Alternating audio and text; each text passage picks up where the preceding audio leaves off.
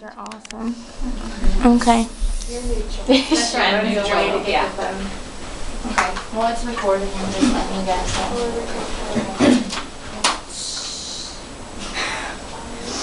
There are a growing number of animal shelters. Each animal shelter is at its own discretion of whether it will be a kill shelter or not. Some of the more popular animal shelters, such as Young Williams Humane Society, are considered to be high kill shelters. High kill shelters are when the shelters become overcrowded and they will euthanize or put to sleep animals in order to control the overcrowding. Animal shelters such as Young Williams Humane Society can lower the rate of putting animals to sleep if people would spay or neuter their pets. Pets who are not spayed or neutered continue to repopulate. Some become strays and some people cannot afford to take care of the babies, so they end up in animal shelters. With new animals in shelters and the adoption rate not increasing, it causes overpopulation in the shelters. A large number of animals are put to sleep every day. All of these animals have lives and deserve a chance to live. Sometimes people's pets get lost and they only have so long to get out of the shelter or will get put to sleep if the shelter is overcrowded. I have researched this topic through articles in local news from WBIR and the Knoxville News Sentinel.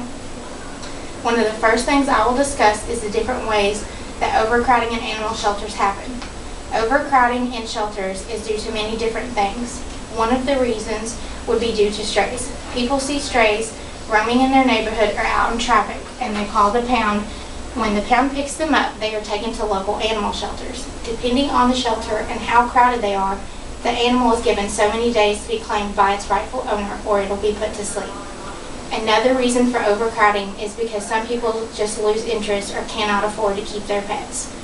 This is the same effect as strays. The animal will either end up as a stray or get picked up by the pound, or the person will take it to the pound themselves.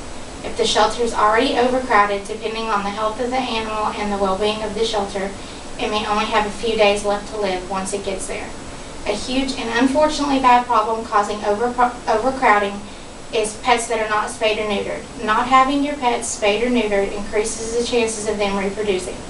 After the animal has the babies, you either sell them, give them away, take them to the pounder, etc. All of these help the rising number of overcrowding in shelters. Now we'll discuss some ways that we can help control or fix the overcrowding problem in shelters. Every dog or cat deserves a chance, even if they are a stray. You never know the kind of life they might have had. Instead of calling a kill shelter to pick them up, find one that will not euthanize them and will give them a fighting chance at life. If you see a stray, remember, be careful. You don't know what it is capable of. If you can take it in and feed it or clean it up, that would be one of the best things you could do. Make sure the dog gets checked for if it has been chipped or not. You can have your dog chipped for a small fee at your local vet. Chipping the dog helps if it gets lost or someone takes it. The shelters and vets can check for a chip and it'll tell who the rightful owner of the pet is. This way, instead of the dog staying astray or ending up at the pound, the rightful owner will be able to get their dog or cat back. One of the most important ways to help control overcrowding in animal shelters is by getting your pet spayed or neutered. This is the way to go as soon as you get your new pet if it has not already been done so. It is a short visit to the vet and your pet will be back up and running in just a few short days. Spaying and neutering your animals helps with pet repopulation, which helps control the number of homeless animals in shelters. A great example of people trying to help save animals' lives is a story from WBIR. A group of people from Michigan came and picked up 21 dogs.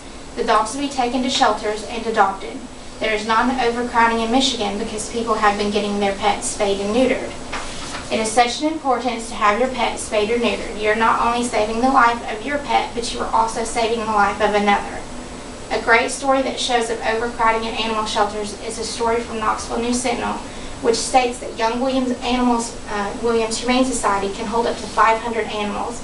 However, it receives up to 16,000 animals in a year, and only about 6,000 of those are adopted. This is clearly a huge difference in the numbers there.